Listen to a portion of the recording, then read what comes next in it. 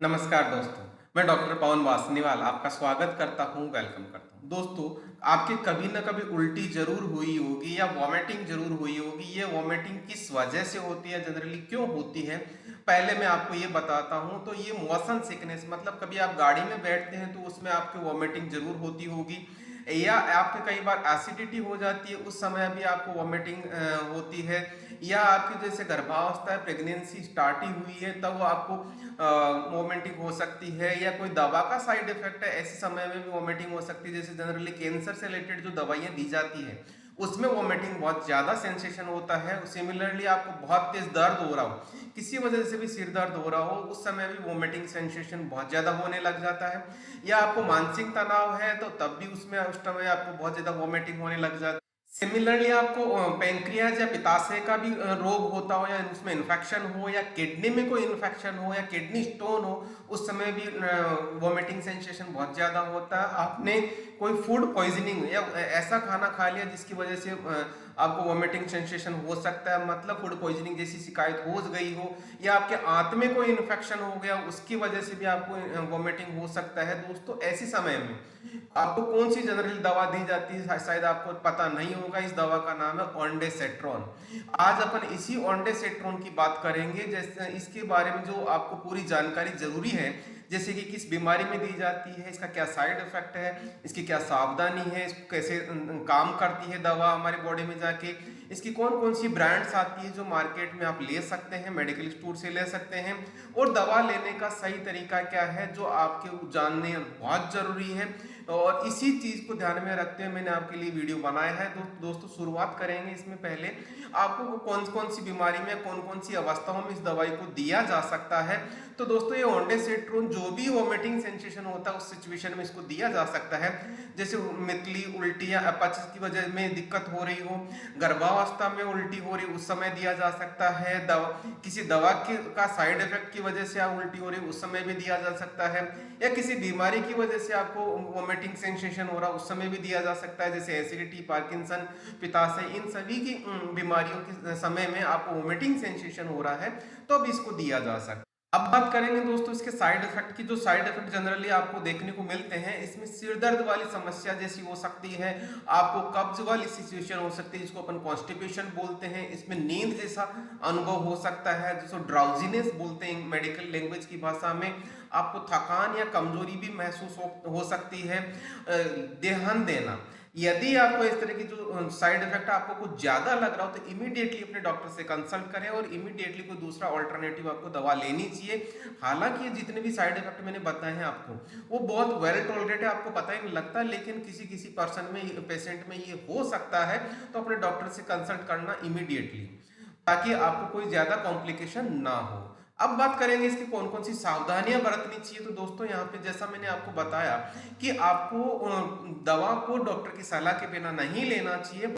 Generally आपको ये दवा खाना खाने से पहले लेते हैं तो खाना खाने के बाद में जो वोमिटिंग सेंसेशन होता है उससे आप बच सकते हैं, और इस दवा को आपको पूरा लेना होता है ताकि वो डोज प्रॉपर जाए। प्रॉपर डोज जाएगी तो आपको परफेक्टली बहुत जल्दी आराम आएगा। इसके साथ में आपको शराब का सेवन नहीं करना होता है। गर्भवती महिला या बच्चे को दूध पिलाने वाली माताओं को बिना डॉक्टर की सलाह के दवा बिल्कुल भी नहीं लेनी चाहिए।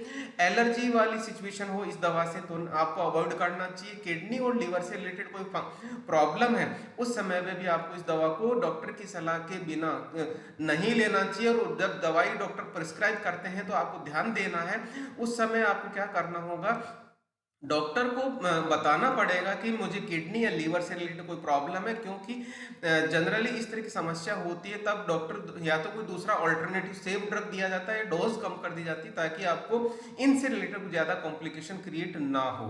अब बात करेंगे इसके, आप जो मार्केट में जो कौन कौन सी ब्रांड्स है, वो मार्केट में आपको कौन कौन सी ब्रांड्स मिलेगी, चाहे लीडिंग स्टोर, मेडिकल स्टोर पे आपको कौन कौन सी ब्रांड्स मिलेगी। तो शुरुआत करेंगे इसमें जो सबसे ज्यादा चलता है एल्केम का ओंडेम 4। 4 का मतलब यहाँ पे है दोस्तों 4 mg की वाली दवा होती है। ओंडेम 4 एल्केम का कंपनी बनाती है। उसी तरह से मैनकाइंड वोमिकाइंड के नाम से बनाता है जो ओंडेसिट्रोन उनके नाम से आता है। उसी तरह से सिप्ला एमसेट के नाम से बनाता है जो टेबलेट होती है।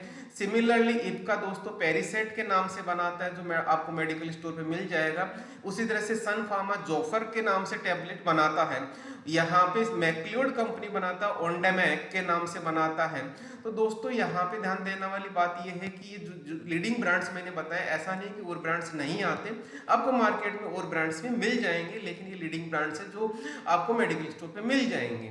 अब बात करते हैं जो दवाई हम लेते हैं, ये ब्रांड्स आप दवाई टेबलेट लेते हैं, वोमिटिंग के समय लेते हैं, तो हमारी बॉडी में जाके कैसे काम करती है वो भी आपको समझना बहुत जरूरी है। ये दवा क्या करता है, हमारे ब्रेन में काम करती है। कैसे? क्योंकि हमारे ब्रेन में एक वोमिटिंग सेंटर होता है, जिसके एक्टिवेशन की वजह से पेशेंट में वोमिटिंग सेंसेशन होता है, वोमिटिंग स्टार्ट हो जाती है, उल्टी होना स्टार्ट हो जाती है। उसमें एक सीरोटोनिन नाम का केमिकल होता है, जो ओंडेसिट्रोन हम लेते हैं, वो ओंडेसिट्रोन इस सीरोटोनिन को ब्लॉक कर लेता है, जिसकी वजह से वोमिटिंग स्टार्ट होती है, जिसकी वजह से क्या होता है, प्रोकाइनेटिक इफेक्ट होता है। प्रोकाइनेटिक इफेक्ट का मतलब होता है कि आपकी वोमिटिंग कंट्रोल हो गई या वोमिटिंग स्टॉप हो गई। तो इस वजह से ओंडेसिट्रोन आपको बहुत अच्छे से काम करके आपका वोमिटिंग रोक देता है। अब बात करते हैं कि यहाँ पे जो दवा लेते हैं, उस दवा को लेने का सही तरीका क्या है। दोस्तों इसमें दो तरह की गोलियां हो सकती है ओंडेसिट्रोन की। जो एक पहले तो नॉर्मल टेबलेट होती है, जिसको खाली पेट जनरली लेना होता है।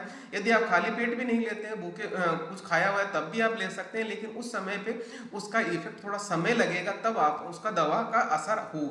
उसी तरह से दोस्तों माउथ डिजोल्विंग टेबलेट आती है ओंडेसिट्रोन की, जिसको एमडी लिखा होता है उस टेबलेट के आगे। ओरली डिसइंटीग्रेटेड टेबलेट होती है, माउथ डिजोल्विंग टेबलेट होती है।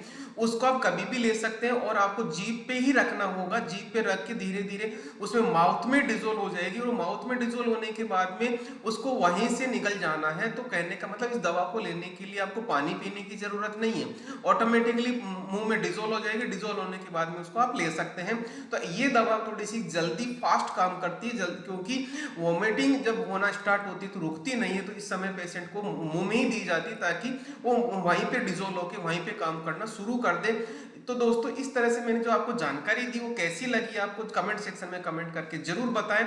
और यहाँ पे एक चीज और बता दूं, यहाँ पे आपको कोई भी दवा लेने से पहले डॉक्टर की सलाह से ही दवा ले, फार्मेसी की से पूरी जानकारी ले, फार्मेसी से पूरी जानकारी लेके उस दवा की पूरी नॉलेज रखें, ताकि आपको कोई कॉम्प्लिकेशन फर्दर ना हो। यदि दोस्तों चैनल को सब्सक्राइब नहीं किया, चैनल को सब्सक्राइब कर ले, बेल आइकन को इनेबल कर ले, और कमेंट सेक्शन में इसको सवाल पूछ सकते हैं, ताकि आपको मैं कोई इस तरह का सवाल होगा तो मैं आपको जरूर जवाब दूंगा। दोस्तों इसी के साथ बहुत बहुत धन्यवाद।